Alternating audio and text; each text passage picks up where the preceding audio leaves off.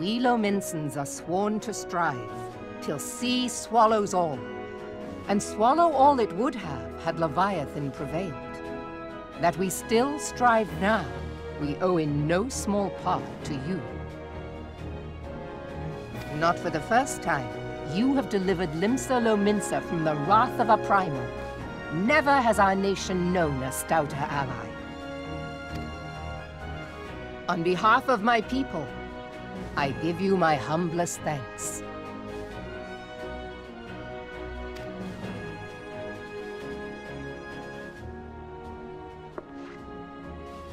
'Tis meet that I give thanks to old Mistbeard, too, for his fine solution.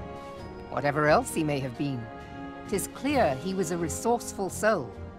Would that I had a man like him in my service.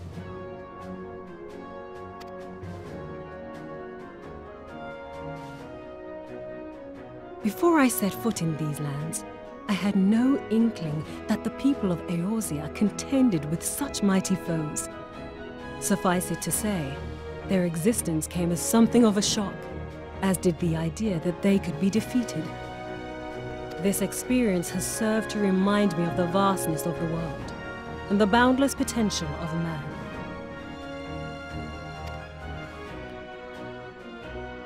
Though I am but a refugee in this realm, I would fain be of use to you in your fight. Know that I am tutored in one of the foremost combat arts of the Far East. It may seem outlandish to the Eorzean eye, but should any of your people care to learn, I would be pleased to initiate them. And I will see to it that they are grateful. I have no doubt that your knowledge and skills will serve us well. Besides, your art is not so outlandish as you think. Would you not agree, Master Thancred? Naught escapes your searching eye, Admiral. Few are privy to this information, but Limsa Lominsa is home to a certain secret fraternity. Its members are trained in a form of combat not unlike your own. By my judgment, it should not be beyond such individuals to adapt to the techniques I witnessed you employing with such admirable deftness. I am heartened to hear this. I too noted a kinship between your style and mine own, though it seemed to me that you fought differently in the beginning. I suppose I did. What can I say? I'm a man of many talents. Though you may labor to believe it, Thancred was once something of a scoundrel who fraternized with the criminal class in these parts. Yestola! You jest, of course. But for a chance encounter with Alphino's grandsire, he might never have left Limsa Lominsa, or received an education in Sharlayan, or taken up his post in Uldar, which is where he trained in the blade, lest you wonder.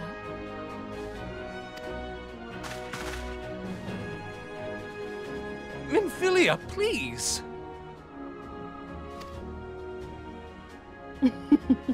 It would seem there is more to you than meets the eye, Master Thancred.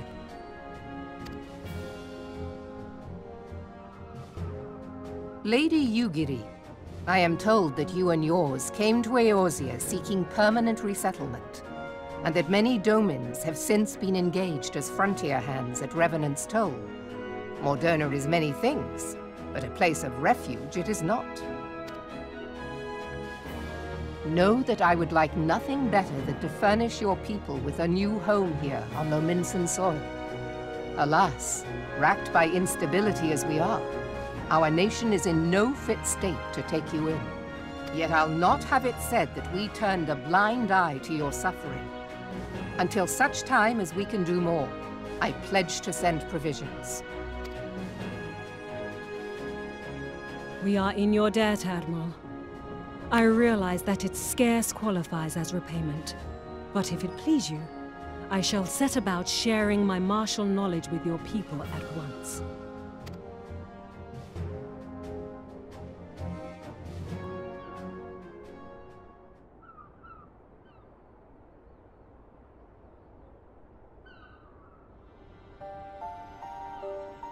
You wished a word in private.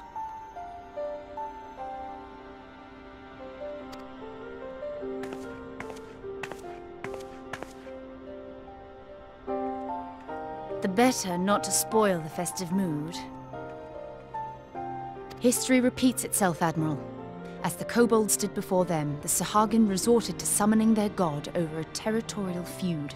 They acted in self-preservation. It may be that the Sahagin initiated this particular clash, but how it begins does not interest me so much as how it ends.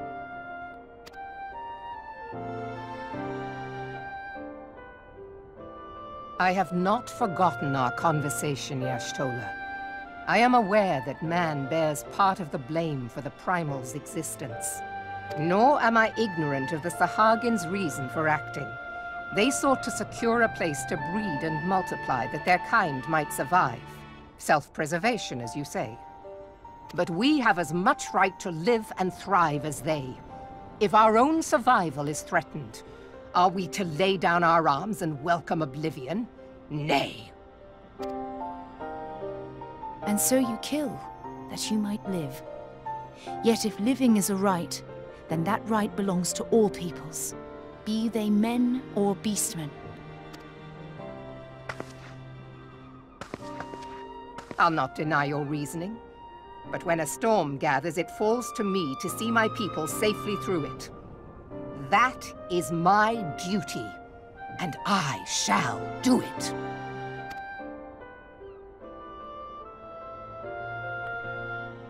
As must we all, Admiral.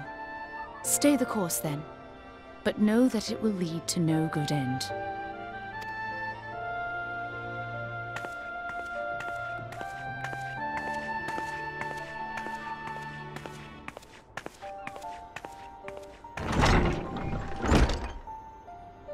Man has ever put himself first and foremost.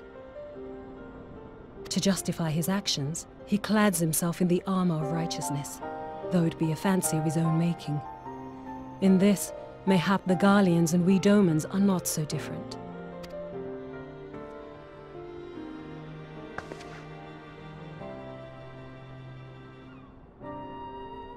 Eorzea has become as a raging sea. If we are to keep our heads above the waves, we cannot scruple to drown the man next to us. When hopes of coexistence founder, strength must determine who has the greater right to live.